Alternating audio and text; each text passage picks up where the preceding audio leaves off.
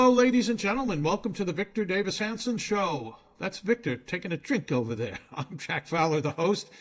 Victor Davis Hanson is the Martin and Ely Anderson Senior Fellow at the Hoover Institution, the Wayne and Marcia Buskey Distinguished Fellow in History at Hillsdale College. We are recording on Tuesday, May 12th, early in the morning for me in Connecticut. Imagine how early it is for Victor out there in sunny California. This episode will be up on May 14th, Thursday, May 14th. Victor, any number of things to get your take on. John Fetterman, who's in the bullseye for a lot of people, mostly the Democrat Party now.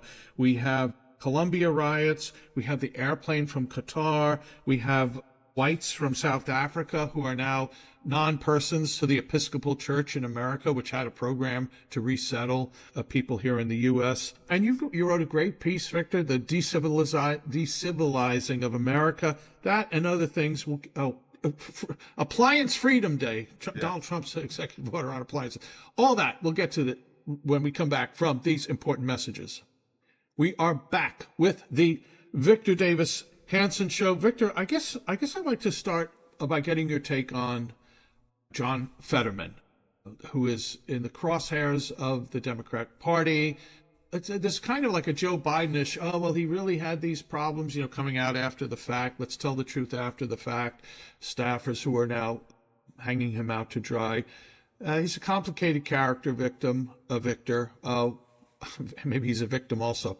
What's your take on the recent news? There's two considerations. There's the actual health of him, and then there's the hypocrisy which each side accuses the other. But the barometer of which side is accurate depends on the course of his illness. So when he was in the primaries and then he won, and then he had a stroke, a major stroke. So that was evident when he was debating Dr. Oz. He didn't really follow the questions. He did an interview where he was non-compos mentis. I think an accurate diagnosis would be that he was in more severe cognitive decline than was Joe Biden during that race. But unlike Joe Biden, he had a potential for recovery because he was still young, and that was a stroke. It wasn't a permanent Alzheimer's dementia. So here was the reaction to that by the Democrats was, he's fine, he's all right. How dare you pick on the elder? You're picking on the handicap.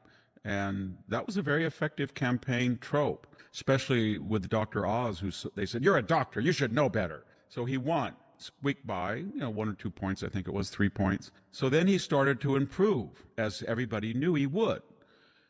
And they were happy with him. He was their model for the swing state man of the people, the way he looked, even though he was from a rich family, his dad was an insurance company person, he kind of floated around. He married a left-wing, I think Brazilian or Latin American. They loved him. Then came October 7th, and he was not just outraged at Hamas, but he was fanatically pro-Israel in the fashion that older Democrats had been, including Nancy Pelosi, Chuck Schumer, etc. And he even went on top of his house, remember, Jack? And he waved flags and he shouted at protesters. So then he met with Donald Trump. He said that although he voted against Pete Hegseth, he could imagine voting for him. Put that all together, and he was an apostate. So then the narrative changed from he made a fantastic recovery, to he was demented and he should be removed. But it was obvious that the grounds for removal were not medical. They were unorthodox left-wing views. The Republicans were pretty consistent. They said that when he was debilitated, he shouldn't be senator. And then even though he was left-wing senator, let's say prior to October 7th, there were no Republicans that said he should be removed because he's demented. In other words, they said, well, he had a bad primary, a bad election against Oz, and then he went in for depression, got treated. But then, we just left him alone. He was just a typical Democrat. He seemed fine. He dressed eccentrically, but he was okay. So they were consistent. And now the Democrats, it's very, I think somebody wrote about that. It's very similar to what the Soviet Union did with Sarkov and others. They would say, they said Solzhenitsyn. These people they're wonderful people, but they're completely insane now. They have to be hospitalized. That's what the Democratic left does. So they turned on him, and Yeah. they're going to primary him probably. You remember And we'll the see. reporter from NBC, a woman, I don't remember her name, but she had the temerity to ask him about his health during the campaign and how the rest of the media just beat the crap out of her. Yeah. Yeah.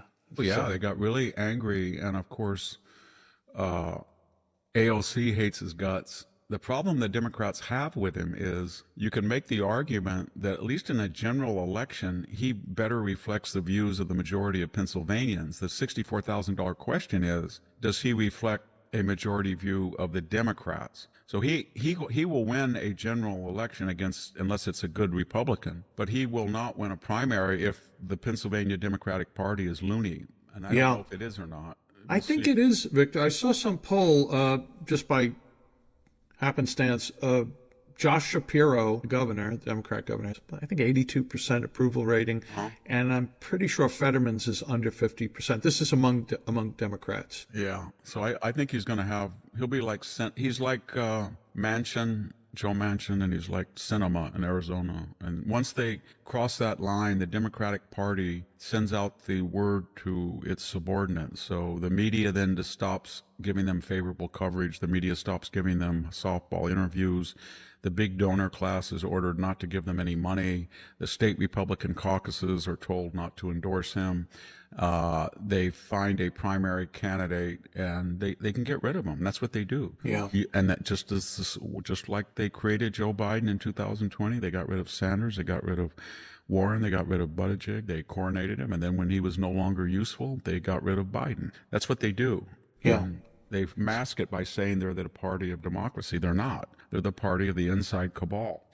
I don't see how we've talked about this, Victor. You've shared your thoughts. I just don't see at what point they make a U-turn, where they hit bottom, where they stop radicalizing and say this is not working. They have to be beaten. Remember that after Watergate, so 68 was a very close election. Humphrey was a centrist. Another week he was closing fast. He probably would have beat Nixon.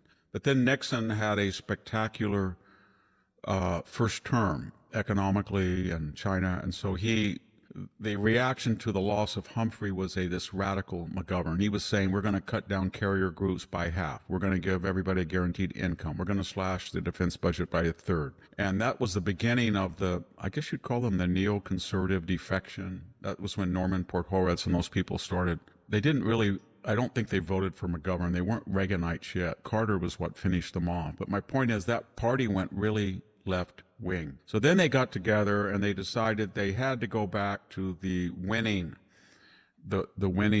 paradigm, and that was a Southern Democrat, Southern accented person like LBJ, who was a liberal, but he's from the South, so people said he's not crazy. So then they went and nominated Jimmy Carter, who won. Then they went back to the failed paradigm. They nominated Mondale, who lost. They nominated the liberal Northeasterner or Central Northerner always will lose because he's a force multiplier of liberalism. Then they nominated Mike Dukakis. He kind of ran a stealth campaign too. He said it's not about ideology, it's about competence. And he kind of talked like a technocrat.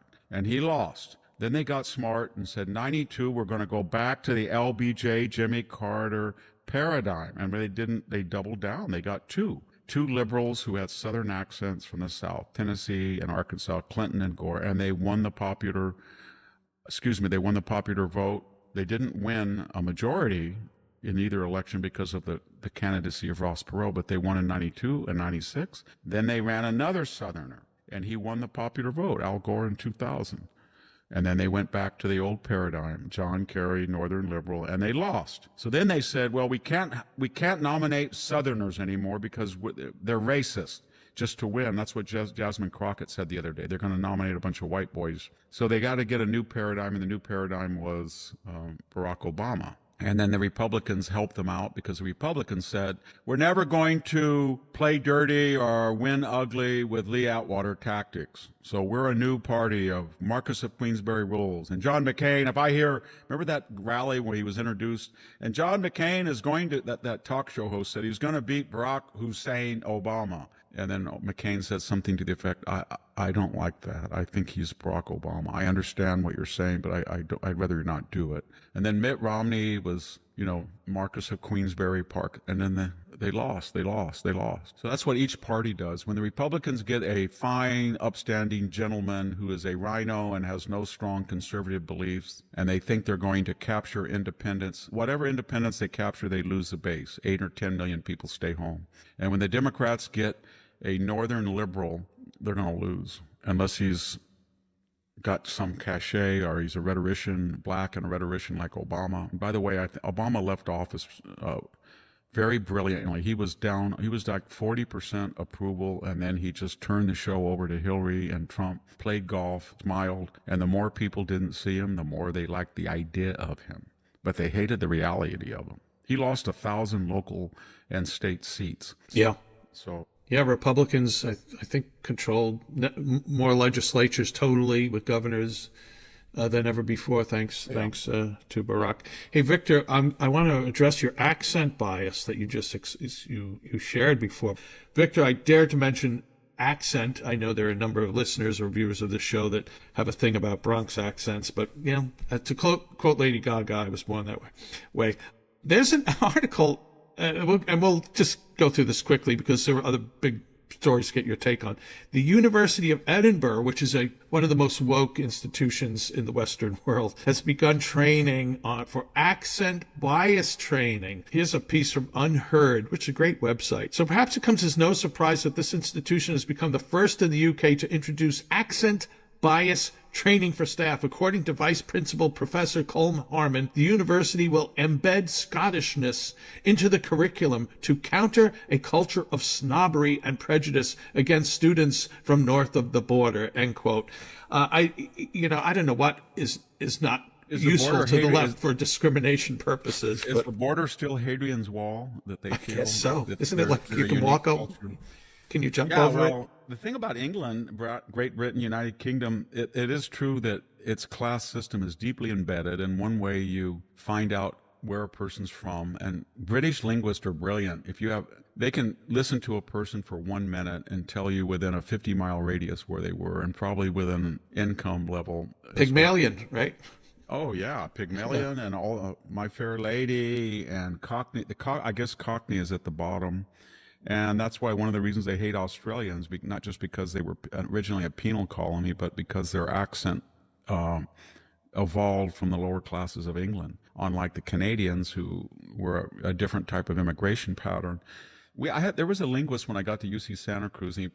He was a really good guy, and he could spot. He was an American linguist, and so I was only 18. I said, "You can't tell where I'm from, because I have no accent whatsoever." And so he asked me to say about 15 words. And he said, "You're from Fresno County." Serious? Oh, wow. Yeah. I said, how do you know? And he said, it's a mixture of Northern European immigrants that came from Scandinavia and England and Ireland, and they have a tinge of the Oklahoma diaspora that changed it. And so I said, "How did you know that?" And he said, "I was at Cowell College of UC Santa Cruz, Cowell." And he said, "Say it."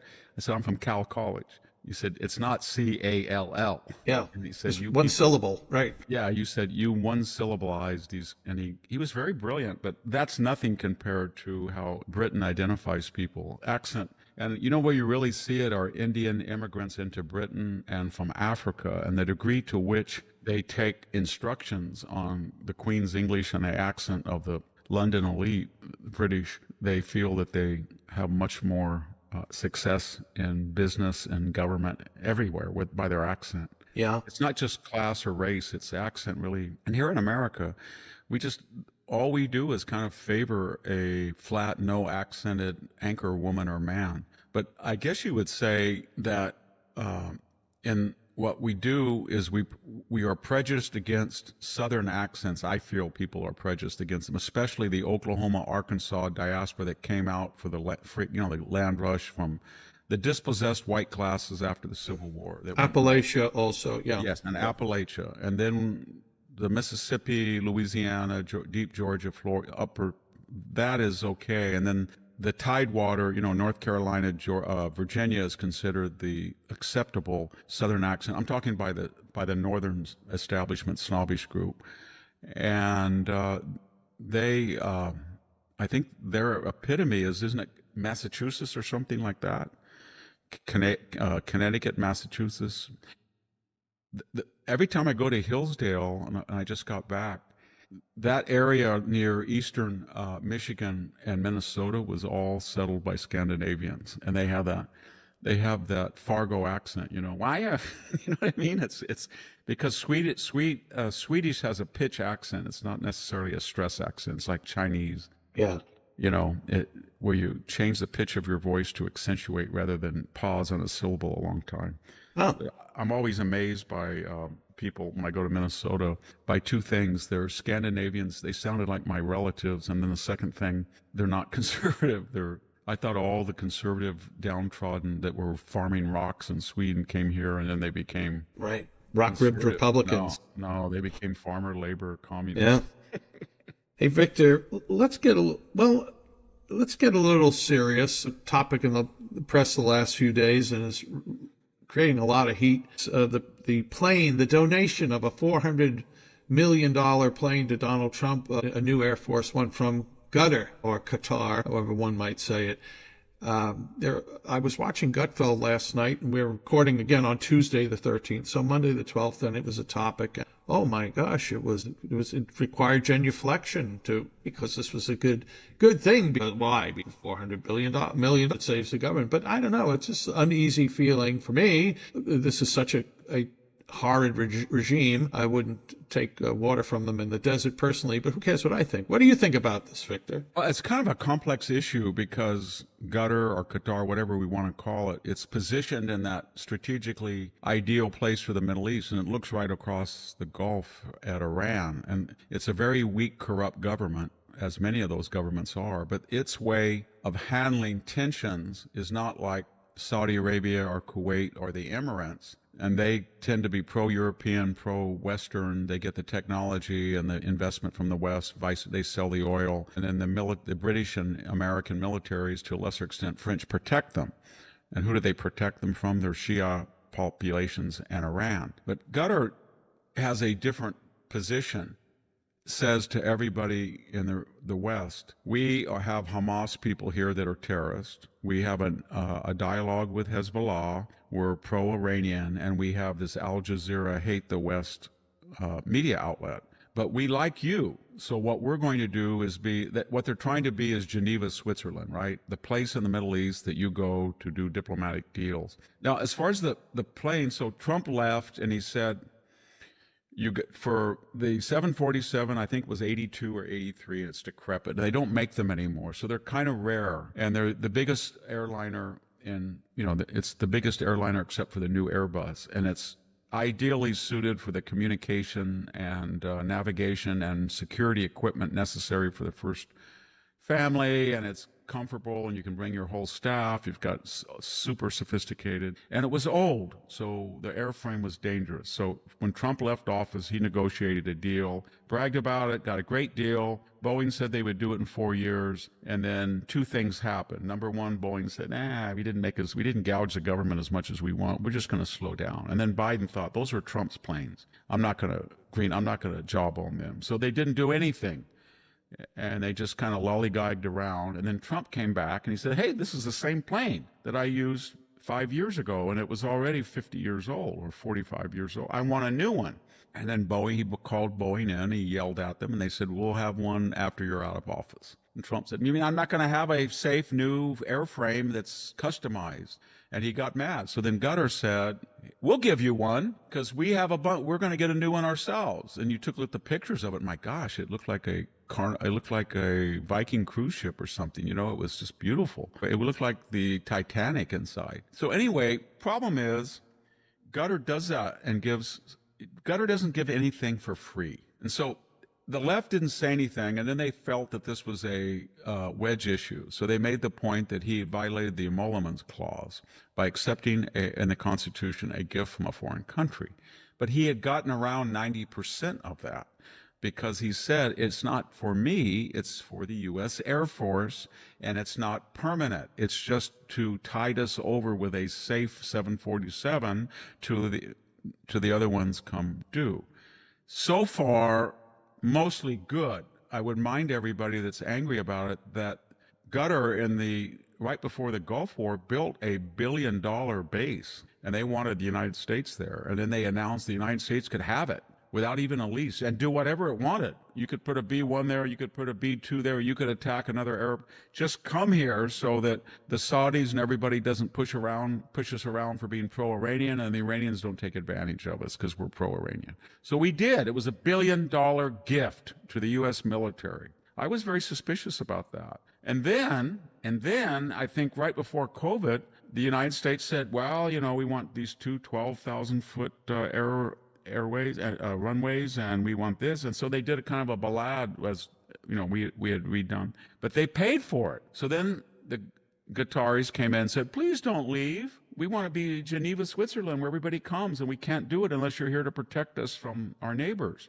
and our friends around. And so we negotiated, and they said, we'll spend $1.5 billion and make it so nice, kind of like the plane. And the U.S. military said yes. So that was a gift to the U.S. government. And that was $2.5 billion for the original beautiful base. I went there on the way back. And so anyway, my point is, so far, so good. Do presidents ever then, after the end of their tenure, do they get the plane? Well, if you go to the Ronald Reagan Museum, you see a 747. But the catch is that while it's valuable as a historical piece and it enhances the library, museum, all of those Southern California installations that honor Reagan, it doesn't work. So then here's where he got in trouble. He said, well, what do we do with it after the gift? And it would have been fine. The left would have had no ammunition. They would have tried, because they'll try anything, but they wouldn't be successful if the Trump administration just modulates it a little bit. They said, we love this beautiful plane, and it has the same status as the military base that they gave us. And we appreciate that. We're under no obligation diplomatically to favor or to punish them. However, when these two 747s come online, it could be 5 more years, we will give this plane back to Qatar. And if they say, well, we don't want it, well, it'll be valuable. You can have it. I think there was some people mentioned, well, Victor, why would you do that? Because Qatar will turn around and give it to somebody like the Russians or the Chinese. It's valuable. It's a $1 billion plane almost. It's got everything on it. So after we enhance it, and they're going to go through it and retrofit it a little bit, make sure it doesn't have any spy devices, beef up the security. It's very valuable. So then the next question was, once Trump uses it for 4 years, and probably the next president will use it for a year or two because these Boeing things are lagging, then what do you do with it? And they said the Trump Foundation can have it. Well, then I would get out of it the following. I would say the Trump Foundation can have it as a museum piece, or it could use it for Trump conferences, just park it and have a conference in it. Or you could, but I would not give it to Donald Trump's personal use, and I don't think he would want it anyway. It's so darn expensive to run, right, compared to a 757. So that's where we are. The left is exaggerated, but you do not want to get a gift from a foreign government to the U.S. government, use it, and then when it's no longer needed, give it to the president for his private use after he leaves office. It would be good if it's okay to give it to the foundation like Reagan got, but don't use it. Either don't use it yourself or use it for the foundation or have it as a display. And he'll have no problem. Yeah. Unless you feel that we've already violated under the 2 Bush administrations and the Clinton administration, we violated the emoluments clause by accepting a $2.5 billion original gift and retrofit that was given to the U.S. military and therefore affected our attitude to Qatar. But the problem, to finish this rant, is the university people, the academics that are ranting and raving, Qatar and Communist China have given them $60 billion the last 40 years. And they have not reported it. There's a big Stanford Review article about Chinese gifting and espionage at Stanford University.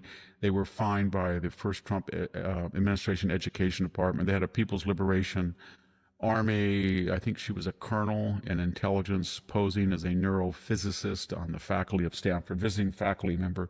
So the left can't say anything. They take all the kind of money they can get from hostels, and then they claim that they're not affected by it, and there's no quid pro quo. Right. Okay. I've had a lot of people in the past. I have no influence or anything, but I've had people who have come up to me and said, Things like, do you play golf? No. Oh, well, I'll fly you to my course, or and you can just we'll have a guy teach you, and then Just by walk the with way, us. yeah, but there's always something. You know what I mean? There's always a quid pro quo. Do you know this person? Do you know I want to fast track this foreign national? Can you talk to somebody? As a general rule, anytime someone wants to give you something, there's going to be in the business context. I have friends that are very generous, but they never ask for a quid pro quo. And I've been generous with my time and stuff for people, and I've never asked for a quid pro quo. But when you get into business and very wealthy people, and somebody writes you a personal check, I've only had one or two people who've never said, do this, if they've wanted to donate to the program I run. And The strings attached. It's really weird. I raise a lot of money for Hoover, but usually the people who ask for something in exchange are usually the smallest donors. Yeah. Somebody can write a check for $500,000 to the Hoover Institution and never call you, never want anything. And then another person can give you $3,000 for Hoover. And they'll say, by the way, I have a friend who has a Rotary Club in Dayton, Ohio. Could you fly out there and speak for free for him? Nothing wrong with Dayton, Ohio. As a classicist, I was just picking it for the distance. Yeah, I know. As a classicist, it's got a beautiful. I think it has a beautiful Air Force museum. I spent a day there. I spoke at the University. Isn't there a? That's where they keep the UFOs. Is it in Dayton? Yeah, isn't the University of Dayton a Catholic university? Yeah. I went there once. I shouldn't say one. I got snowed in there for 3 days. And you still came out of it a Protestant. I also blew my head gasket driving to. I blew the head gasket driving in an old Mazda 626 in 2001, going to the Naval Academy. How many miles did that car have? You wouldn't believe it. It was only like 31,000 miles. The Mazda 626s in the early part of the century were a piece of junk. Okay. And I just talked to somebody about a Mazda version of the CRV, Yep. And they said it's the most beautiful car. It's got a Toyota engine. It runs wonderfully. So they've really upped their game, I guess. Well, Victor, beware of Greeks bearing gifts. Thank you. We've got a couple of other things to get your opinion on. I guess maybe we should start off with crickets and then talk about the Episcopal Church and its racial calibration of how it engages in charity. And we will do that when we come back from these important messages. If you're a homeowner, you need to listen to this. When's the last time you checked on your home title? That's the legal proof that you own your house. If you're like me, the answer to that is never. The problem is, in today's AI and cyber world, scammers are stealing home titles and your equity is the target. Here's how it works. Criminals forge your signature on one document, use a fake notary stamp, pay a small fee with your county, and boom! Your home title has been transferred out of your name. Then they take out loans using your equity or even sell your property. You won't even know it's happening until you get collection or foreclosure notices. That's why you need to stop what you're doing today and find out if you're already a victim. Go to HometitleLock.com/Victor to make sure your title is still in your name. And you'll also get a free title history report, plus a free 14-day trial of their $1 million triple lock protection. That's 24/7 monitoring of your title, urgent alerts to any changes, and if fraud should happen, they'll spend up to $1 million to fix it. That's HometitleLock.com/Victor. And we'd like to thank Home Title Lock for sponsoring the Victor Davis Hanson Show. We're back with the Victor Davis Hanson Show. By the way, Victor's got a website, The Blade of Perseus. We have so many new listeners and viewers, so this may be new to you, but go to victorhanson.com, and when you go there, you'll see links to the various weekly syndicated column, weekly essays Victor writes for American Greatness, and archives of these podcasts, the actual podcasts themselves, links to Victor's many other appearances, and then Ultra articles. There's a little black box that says Ultra, and those are exclusive to the website. Victor twice a week writes exclusive pieces for the Blade of Perseus, and once a week does an exclusive video. Subscribe, and you can watch them and read them.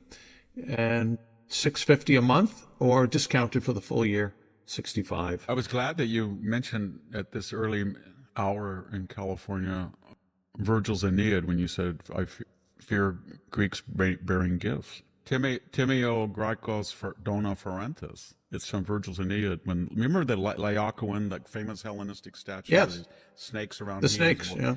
He was the prophet. Remember in the Aeneid it says, well, that part of the epic cycle is missing. So, and you only have 2 of the 8 epic poems, the Iliad and the Odyssey. But Virgil had access to the whole. So when he redid it in the Aeneid, they're the ones I fear Greeks bearing gifts, and that's the gift of the wooden horse. Yeah. Victor, let's go a little bit on crickets, just because it's so bizarre. Last year, everyone's heard about, the World Economic Forum, Davos. There are people there talking about how too much meat, cows and methane, and what we need to do is eat crickets and bugs, because they have protein. Not them. They probably had as many ribeyes as they could get their hands on. Right. Two-fisted pork chops. But believe it or not, there was a funded edible cricket farm project in Canada. Well, it just went bust, but Canadian taxpayers, their money subsidized this. So there really was an effort to come up with some new line of eating to eat bugs. The left is bonkers. That's exactly right. They believe that a cow, heifer, cow, steer, eats too much food, emits too much methane gas, and in a cost to benefit analysis does not give you the protein that you need versus the damage to the environment. But a cricket does. Little cricket, he comes around your house, he eats dead bugs, he eats dirty crumbs on the floor, he crawls out of your septic tank. He's a natural forager, and you don't have to pay anything. So they probably just feed garbage to them, right? And then you put them on a frying pan, and they're. When I was a kid, have you ever go to those Christmas parties where people give gag gifts? Yeah. Yeah. Well, my parents used to go to a little group of friends in this little tiny ag town. They'd always give it. And so one day my dad came home and somebody gave him a tin. It looked like a tin of sardines. It was fried crickets and grasshoppers too. And I like the grasshoppers better than the crickets, but it was a joke. And you can see where they're all going. These Davos grandees are sitting at the top of the cone of the top of the pyramid, top capstone. And they're looking down at all of us and they're saying, see these stupid, ugly, dumb people. They think they should eat meat. That's for us. We need the protein. We need the taste. So we're going to protect our taste buds, but they're going to eat crickets. And you can know that's true because there's 2 things going on in our food industry. There's this emphasis on getting insects or, protein sources other than beef or even vegetables. Certain types of, vegetarian, dairy and stuff to replace meat.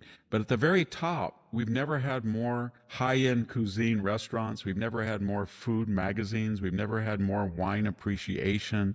We've never had more snobbishness about food. We've never had more exotic food channels for the very wealthy. We've never had more people who tell me what I once said that I won't mention my colleagues, but most of the people at Stanford University that are academics can tell you what the best restaurant is in Paris, or let's say London or Rome, but they don't know. If I asked them once, well, what's the best restaurant in Fresno and Bakersfield? And the guy said, what the? And I said, well, wait a minute. You're telling me that you know a restaurant 3,000 miles away in a foreign country and you don't know your own people's restaurant just 200 miles away? Yeah. Well, I've never been there. Why the blank, blank, blank would I go there? And so that's the attitude. They love food for themselves, and it's really a cachet to say, this restaurant, you eat this type of food. That's why I love the movie Soylent Green, because the elite have the food, and everybody else is eating Soylent Green, and I won't spoil it for you if you haven't seen the movie. Escargot, I suppose. Yeah. Well. Hey, Victor, more elites, religious elites. The Episcopal Church, headline, Episcopal Church refuses to resettle white Afrikaners, ends partnership with the U.S. government in a striking move that ends a nearly 4-decades-old relationship between the federal government and the Episcopal Church. The denomination announced on Monday of this week May 12th, that it is terminating its partnership with the government to resettle refugees, citing moral opposition to resettling white Afrikaners from South Africa who have been classified as refugees by President Donald Trump's administration. As we've discussed in some past episodes, Victor, farmers, white South African farmers are being murdered, their land being taken from them, and Donald Trump, who I think has South African roots, doesn't he? Isn't he part of his family heritage? Trump is a German-derived name, yeah. P-T-R-U-M-P, I mean, F-P or P-H? Well, it could, but regardless whether he does or doesn't, this is British. His father was Germanic, but they've been there 9 generations, 9 from the 17th century, and they came from the Netherlands and parts of Germany. They're only 7% now left of the population, but they're angry because what keeps South Africa a magnet for immigration and why it has still, even after 40 years of mismanagement and corruption after the apartheid government, which was racist government, it still is the biggest food producer in Africa. And half of the land still belongs to this so-called white population, which is 7 to 10% depending on whether it's Afrikaner or English. They passed a law when Mandela came in that they would give compensation, and they paid out $2 or $3 billion, and they bought a lot of land. And of course, the land was not farmed. It had the Rhodesia model, the Zimbabwe Rhodesia, where you take the land from the white people, and then you turn it over to the indigenous people without the expertise to run it, and then it goes fallow, and nobody has any food, and you have to import food. And they understand that now in South Africa. But now they haven't. This new government is going to confiscate land without compensation. And almost every one of those Afrikaner families has a member of their family who is shot or killed in the last 30 years in these race wars. And I don't think many of them will come. But all Trump was saying is, if you look at the standard of refugee status, most of the people coming across the southern border from China or India or the Middle East or Mexico don't qualify. They're not in existential danger. But these people are, because they're killed. So he offered that, and everybody went crazy. The View, all these people said he was a racist. So they're the racist because ever since Teddy Kennedy changed the immigration law, in the early 60s, the whole point of the Democratic Party was to exclude European white people and Western white people and bring in non-white people who would be poor without the education and skills, and then they would be constituents of the Democratic Party. And that's what they did. I don't know if they're going to continue to do that because, as we said earlier, the poll showed 62% of Hispanics are for Trump. 39% of African Americans are. But anyway, I don't think a lot of people are going to come. They're going to stick it out. They've been there for 100 and 200 years. They've been there longer than some of the black people who migrated into South Africa. Well, I'm going to interrupt. I would like to say you have probably a greater sensitivity to this than most people. I mean, you're a person of the land, what, 5th generation of that? Yeah, that came up to me a lot when I was at Cal State Fresno, because in the 80s, there was a really strong La Raza department. And then when I wrote Mexifornia, I came to school one day, and the Daily Collegian had my face with a bullseye on it, like a target. And I went over there and talked to the advisor, which basically was his family, was doing it. And then I went to the president and said, this is inflammatory. You know what I mean? I'm walking across campus, and if they're disseminating this voice of Atzilan to all the students, and I have a big bullseye to shoot me, what are you going to do about it? You know what he said? I won't mention his name, but he basically said, you shouldn't have written the book. The book, by the way, Mexifornia, is a call for integration, intermarriage, assimilation, and not to downplay race on all people's side, and to limit immigration so that we can fully absorb people in the American civic tradition. Okay, wasn't very radical at all, but the point I'm making is that, so then I gave a talk at the Fresno County Library, and a woman came up, started screaming and yelling at me about indigenous people. You're not an indigenous person, you're a colonizer. And I said, could I ask you a question? When did you come here? When did you come to California? I've been here, my mother came here from Oaxaca. I said, yes. So you've been here 30 years, your family? I've been here since 1870, when my maternal great-great-grandmother came here with her 3 sons. And there was nobody here. There was no railroad, there was nothing. And they bought, actually, there was a trunk line being built. It was right after the Transcontinental Railroad, they built trunk lines. And anybody who came here could buy from the railroad the section that they were given by the federal government with the stipulation that they had, I think, 20 years to improve it. And when they didn't, the railroad tried to confiscate it, as we know from Frank Norris's Octopus and the Muscle Slough tragedy. It's just 6 miles from myself. We had a running gun battle from farmers and Pinkerton railroad agents who were trying to reconfiscate the land, even though it had been improved. So my point is, I was telling this young protester at the talk, do you know how many people of Mexican heritage were in California about 1845 when Jedediah Smith and other people, Fremont, started to come here for the first time? About 15,000. And where did they get the land from? They got the land from Spain after the Mexican Revolution, and the first Mexican Revolution. And where did the Mexicans get the land? They got the land from indigenous peoples. And where did the indigenous peoples get the land? They got it from another indigenous peoples tribe. So in that sense, that was a racist argument. She thought just because I was a white person that I was an interloper. That's the word she used. Interloper. You're an interloper. All you white people. It was a big La Raza, turned all the land back to Mexico. Then I got in a bigger trouble because I quoted a Pew International poll, and I'm doing this by memory. Gosh, that was in 2001, right before 9/11. So then I said, there is a Pew International poll, and can you please tell me how to reconcile these polls? On the one hand,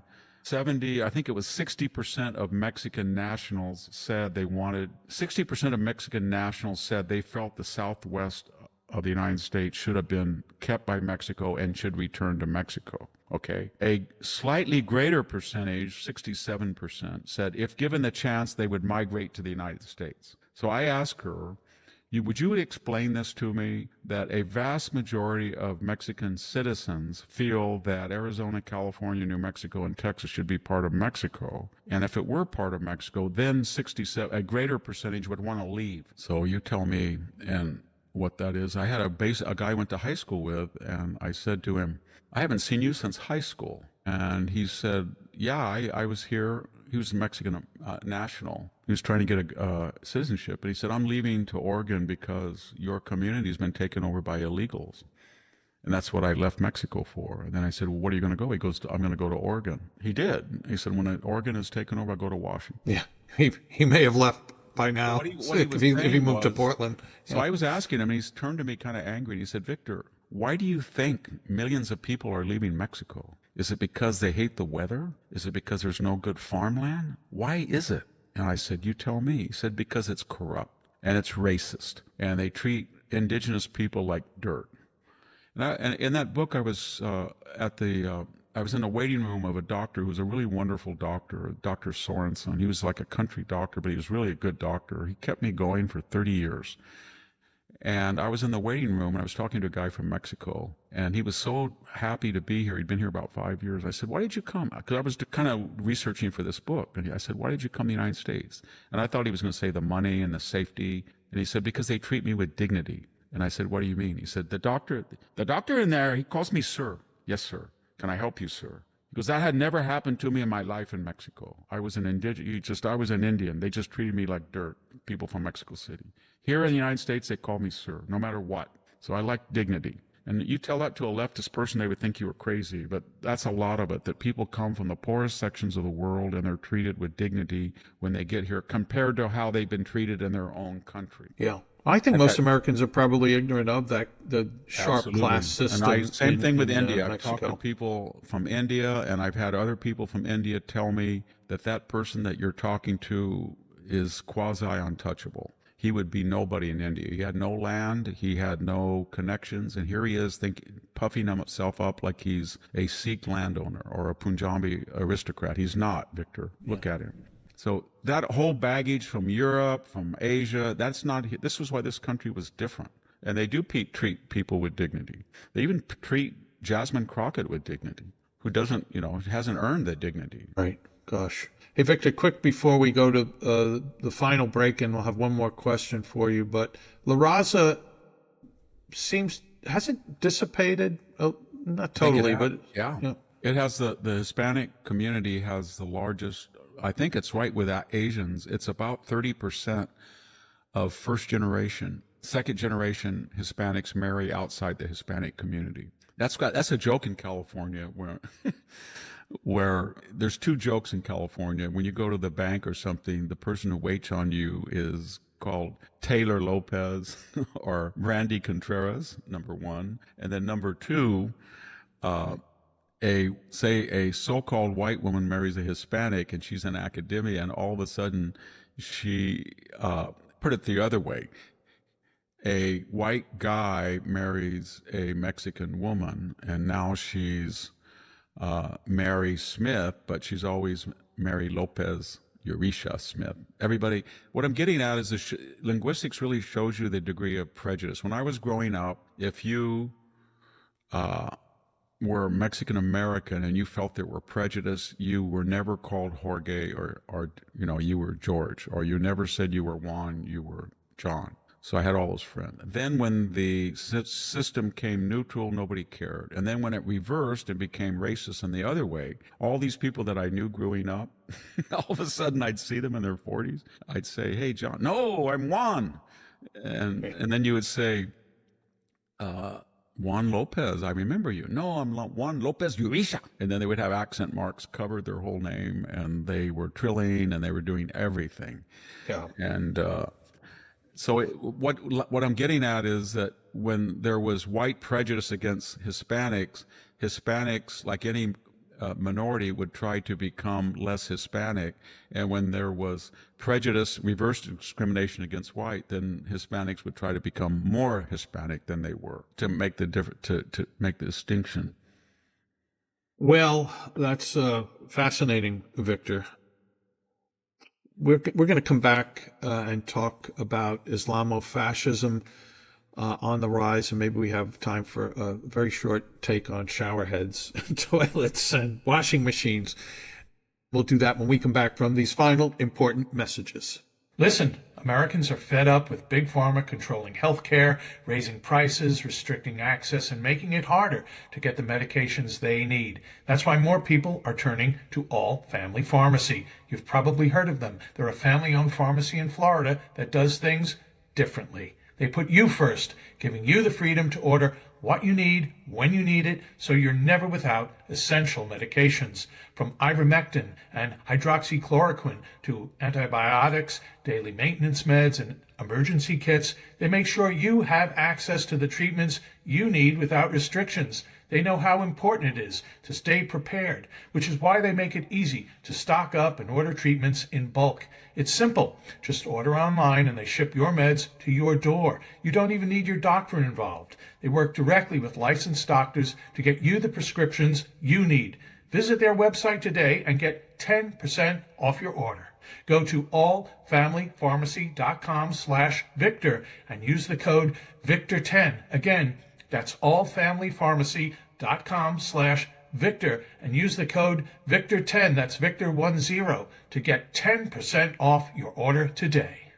Back with the Victor Davis Hanson show. You know, Victor, I just met mocking shower heads, etc. But these are the things that are most intimate with our life, our appliances. And we all know how badly our appliances have become over the years because of government regulations.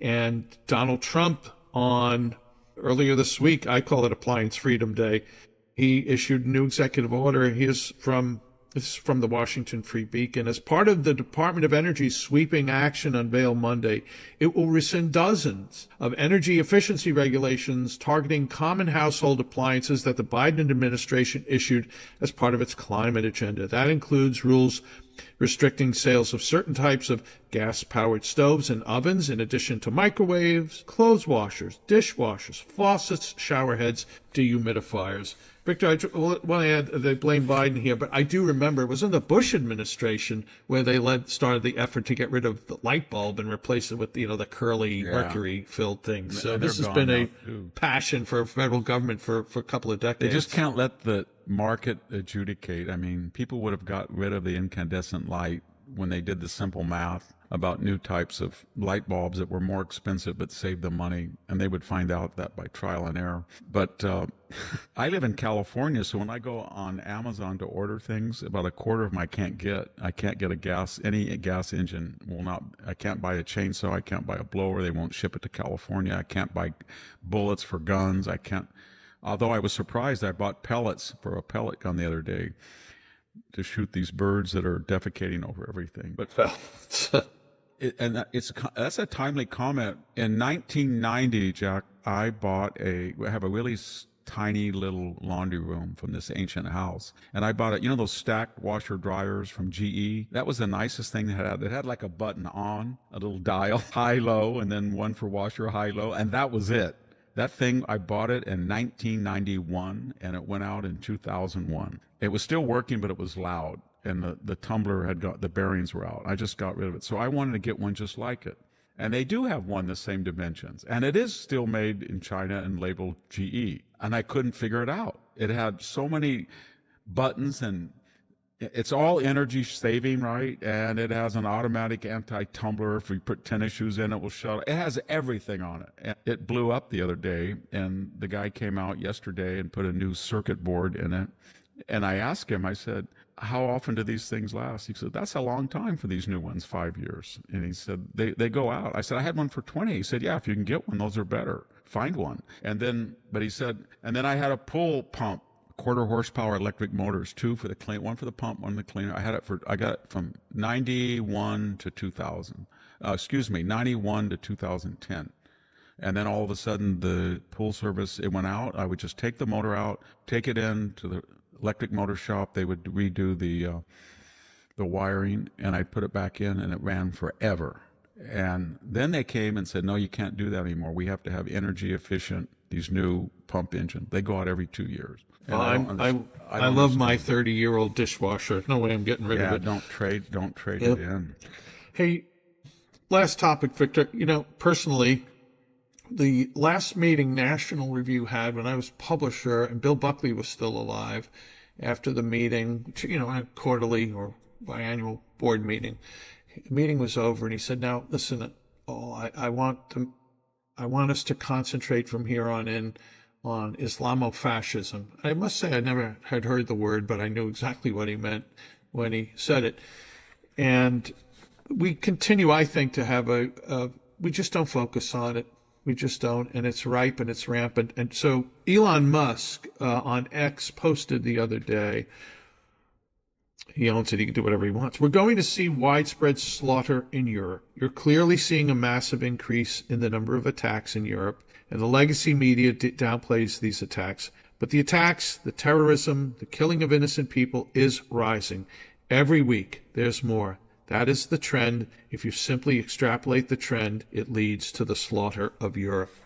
Very frightening, Victor, and so many people in media, including right of center, do not give this the attention it deserves, not only in Europe, but here in America too. Any thoughts on this? Well, after October 7th, we had open protest in a couple of towns in Michigan that was anti-American and pro-Hamas. And these Columbia people who were arrested the other day, they were just shouting openly anti-American. They wanted to rename this library to a Hamas hero. So, I mean, if it looks like a duck and quacks like a duck, it's a duck. We have thousands of people who've come over here on visas. Some of them may be citizens who do not like the United States and feel that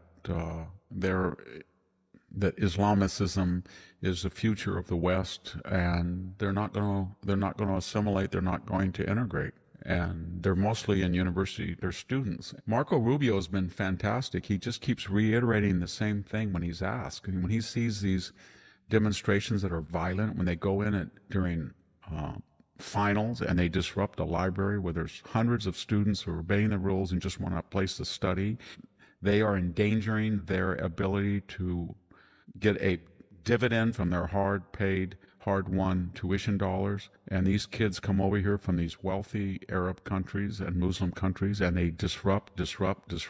Rubio just says the same thing. He just says, we know who they are, and they're going to be notified that the invitation has been revoked. And I think the left just goes crazy, but they don't understand that it's not, you're a guest. You don't have to argue. You can just say, I don't like the way you comb your hair. I'm not going to give you a visa if you want. So it's a privilege to come to the United States. You have no right to say, I have a right to go into the United States.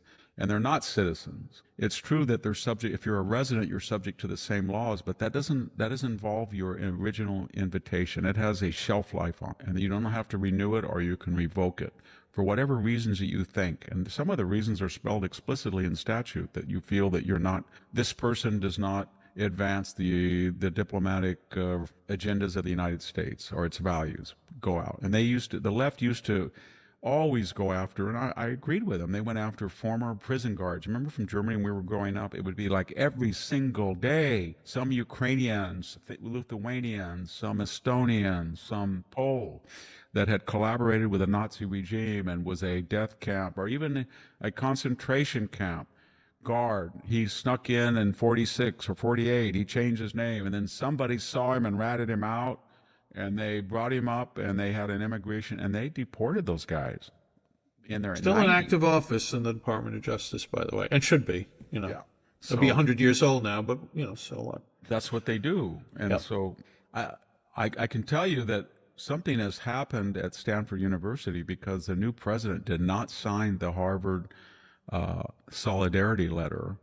And at the same time he didn't sign it, the Stanford Review has a damning long article, chapter, line, and verse about Chinese students who are engaged in espionage at Stanford in Silicon Valley, and money that has been given to Stanford that has not been reported.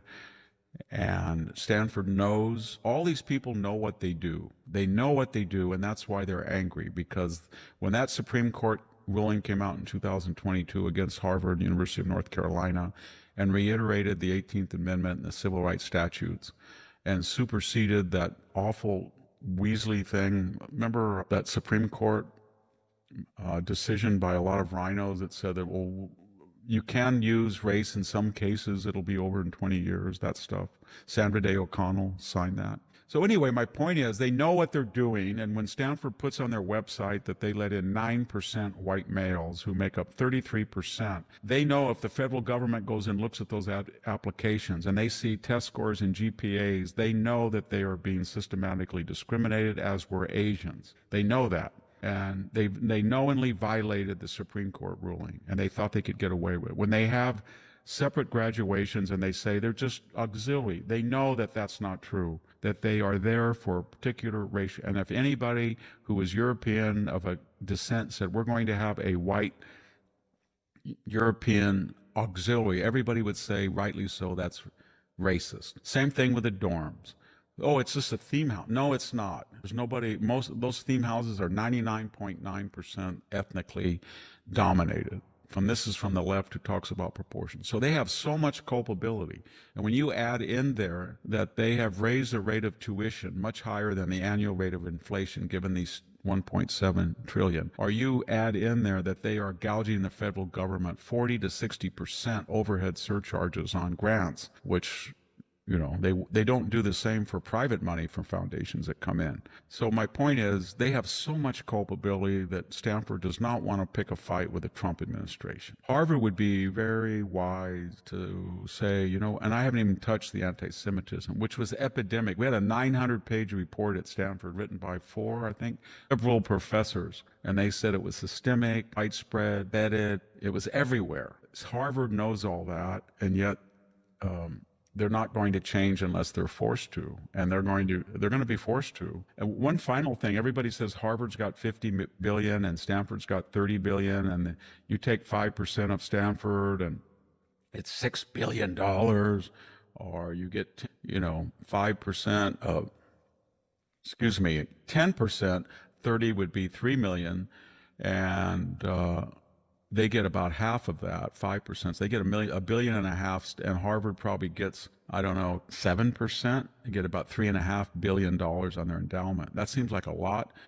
Usually their annual budget is twice that, and they can only get it through 3 other sources. They can get it through annual giving, which is way down. They can get it on tuition, and they can get it from the federal government. The federal government, it's going to cost Stanford about $180 million more to charge only 15% overhead on their individual grant getters. And the annual giving is down, especially at the law school, and the tuition will not cover it. And when you look at the endowment interest, it's so all these places have, as you know, Jack, targeted endowment funds. So if somebody says, oh, I just love the new Green Deal, I'm willing to give $20 billion to Yale, but I can only do it if you'll set up a new Green Deal recycled sewage lab. Okay, we'll take the money.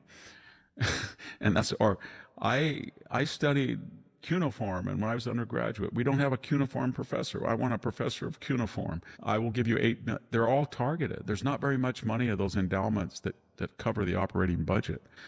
Not enough, at least. So, and Wall Street Journal claims there's 16,000 undergraduate and graduate students at Stanford, and there's 15,000 staffers of administrative sort. So they have a lot of fat that they can cut. But they're going to lose this battle, and I don't want them to lose. I think universities do well. I think what Trump's doing is excellent because he's trying to save them from themselves. He's trying to say to them, don't be racist. Don't cut your administrative staff. Don't gouge the government. Don't gouge the students with excessive tuition. Don't suppress free speech. Invite in speakers from different points of view. Let somebody make the case against transgendered men in sports. Bring in a Christian pro-lifer who believes that 1 million abortions are wrong, just for the difference of opinion, and then listen politely. But they won't do that because the faculty has inculcated these students in a progressive Marxist ideology. The Columbia, and we'll end on this, Victor, which you were mentioning, the riots before. I think there were 80 arrests made last week, and 61 of them were women. And a number of them, they're not all from Gaza or wherever. A lot of them are homegrown lefties, red diaper baby grandchildren, etc. But the proportion of women involved in this, rallying for these types of religions and faiths and governments that despise women is just, it's not shocking. That was the biggest myth when we said the gender gap and all this. And if you look at the number of women who are receiving BAs, I think it's up to 56%. And you look in some fields like art history and English, it's like 60% of graduate degrees. So, and according to the left, they gave us these terms: overrepresented, disparate impact, proportional representation. Remember about the left, all their rules do not apply to themselves. So if you were to apply the left's rules, you would have to start systematically discriminating against women and say, you know what, you're proportionally, it's a disparate impact on men. And you don't reflect the demography of the United States. So you women, we're going to have to start refusing you till we get down to 51%. Sorry, that's just the way it is. They would never do that.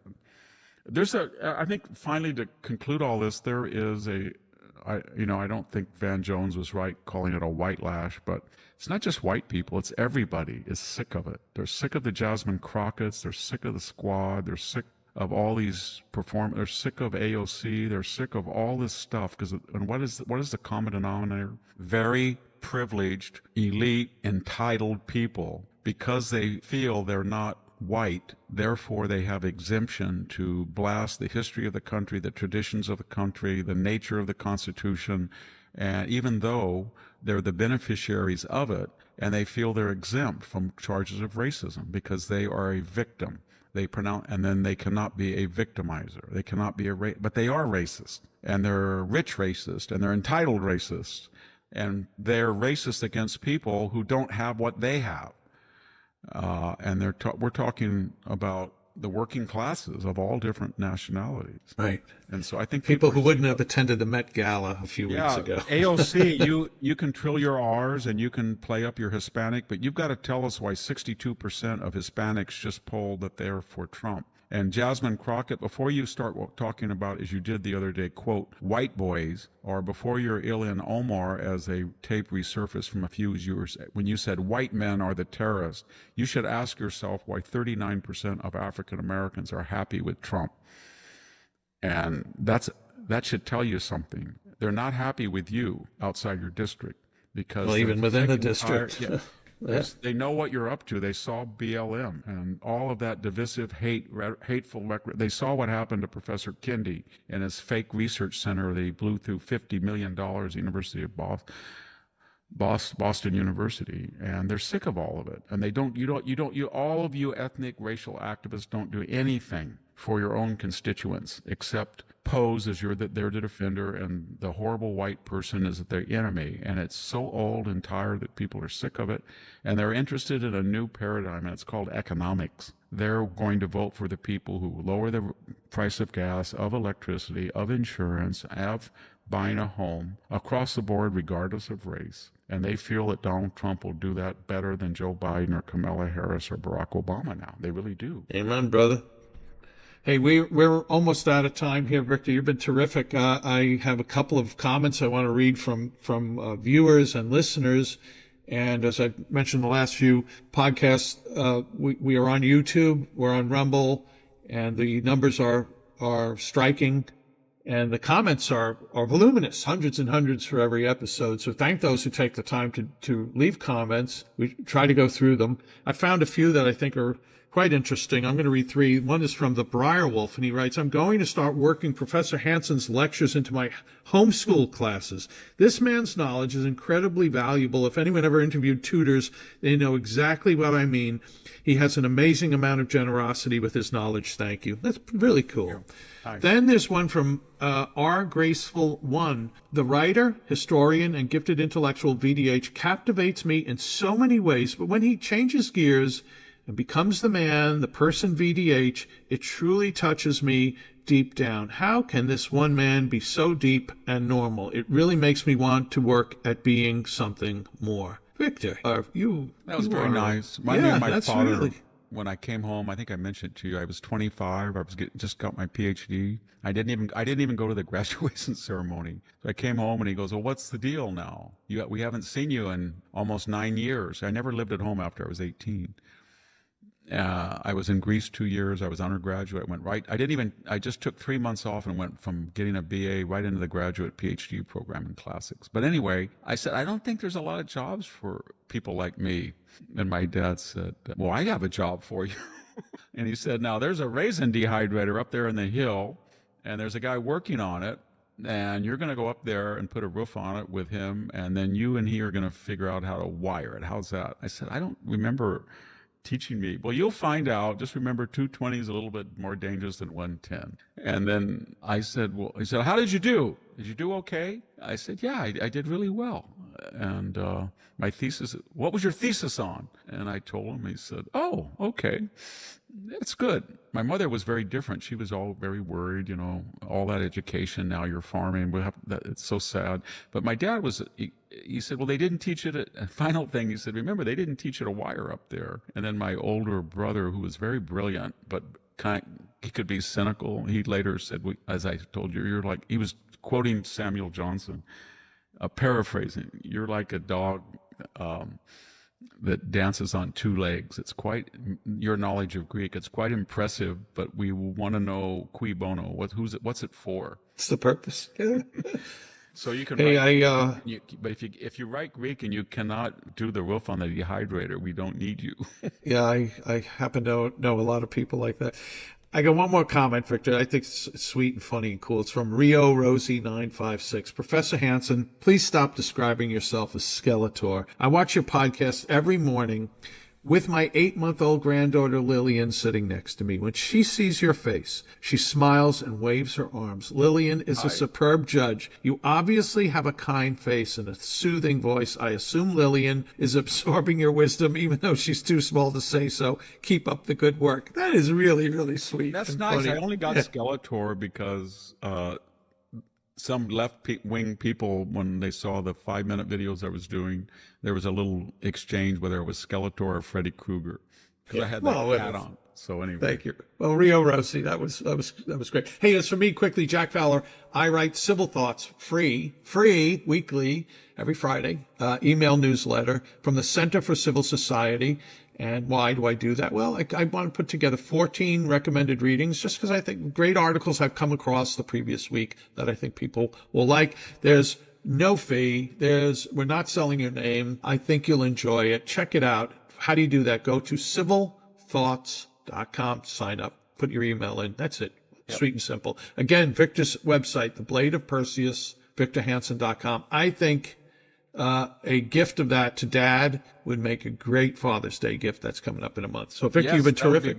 I have 5 minutes to jump. I just got back from Hillsdale, and I'm jumping in the pickup, and my wife and I are driving 240 miles to Newport to speak to the Hoover Institution. Hitting the road in my automobile. Go ahead, man. And then we've got to get back here the next day. All right. Well, so safe we'll be travels. joining everybody. So. All right. Thanks, Victor. You've been great. Labyrinth. Okay. Thanks, you, everybody, folks. for God watching. bless. Bye. Bye-bye.